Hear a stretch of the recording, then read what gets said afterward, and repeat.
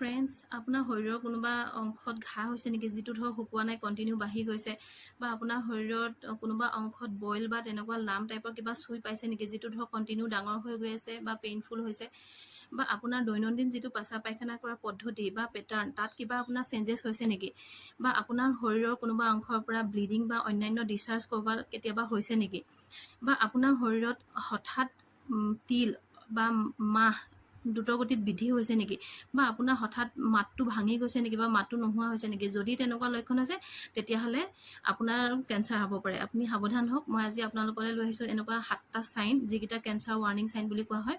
আৰু ভিডিঅ'টো আপোনালোকে আজি স্কিপ নকৰিব, শেষলৈকে চাব আৰু গম পাব, আৰু নিজকে কেঞ্চাৰৰ পৰা আপুনি ৰক্ষা কৰিব পাৰিব। আৰু এই চাইনকেইটা সাধাৰণতে কেঞ্চাৰৰ আগত মানে প্ৰি চাইন হয়, এটা ৱাৰ্ণিং চাইন প্ৰায় দেখা যায়। কেঞ্চাৰ হোৱাৰ আগত এই চাইনকেইটা আপোনাৰ শৰীৰত এই লক্ষণকেইটা দেখা দিয়ে। আপোনালোকৰ এই চাইনকেইটা আজি আপোনালোকৰ মই আলোচনা কৰিম। যদি ভিডিঅ'টো ভাল লাগে দুজনক শ্বেয়াৰ কৰিব চাই মেলি, যাতে তেওঁলোকেও জানিব পাৰে। আৰু যদি ভাল লাগে লাইকো কৰিব, কমেণ্ট কৰিব। যদি মোৰ কিবা ভুল হয় মোক পৰামৰ্শ দিব। আহক।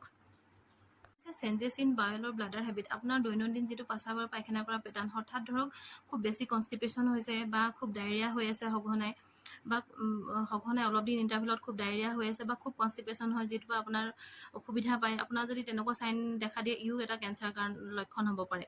আৰু নাম্বাৰ 2 হৈছে এ চ'ৰ হুইচ ডাজন্ট হিল, অৰ্থাৎ আপোনাৰ শৰীৰৰ কোনোবা অংশত ঘাঁ হৈছে, ঘাঁডোখৰ বহুত দিন ধৰি শুকোৱা নাই, আপুনি ট্ৰিটমেণ্ট কৰি আছে, শুকোৱা নাই, বা ঘাঁডোখৰ ক্ৰমান্বয়ে বাঢ়ি গৈ আছে, বা বেছি পেইনফুল হৈ গৈ আছে, ইও এটা কেঞ্চাৰৰ কাৰণ হ'ব পাৰে, ই এটা লক্ষণ হ'ব পাৰে।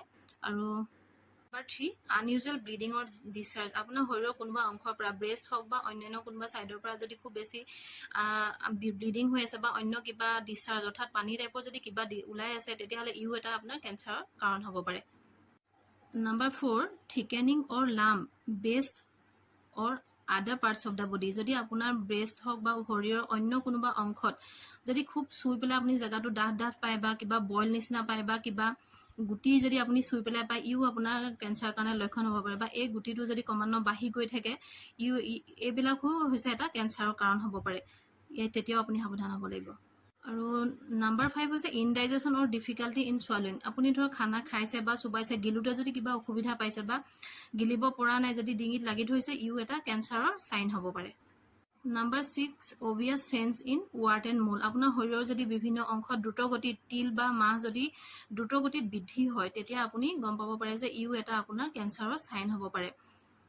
নাম্বাৰ 7 হৈছে নেগিং কফ অৰ হৰ্চনেছ, অৰ্থাৎ আপোনাৰ ডিঙিটো যদি খুব হুহুৱাই থাকে, মাতটো ভাঙি যায়, বা মাতটো হঠাৎ নোলোৱা হৈ যায়, ইও এটা কেঞ্চাৰৰ চাইন হ'ব পাৰে। এই চাইনকেইটা যদি আপোনাৰ শৰীৰত আপুনি দেখা পায়, বা ওচৰৰ কোনোবা এজনক যদি দেখা পায়, আপুনি ততাতৈয়াকৈ ওচৰৰ স্বাস্থ্য কেন্দ্ৰত নি স্বাস্থ্য পৰীক্ষা কৰাব পাৰে, অৰ্থাৎ কেঞ্চাৰ স্ক্ৰিনিং কৰাব পাৰে। আৰু এইকেইটা হৈছে কেঞ্চাৰ ৱাৰ্ণিং চাইন। এই চাইনকেইটা দেখা পালে আপুনি সদায় সাৱধান হ'ব, সেয়েহে এইকেইটা ৱাৰ্ণিং চাইন বুলি গণ্য কৰা হয়।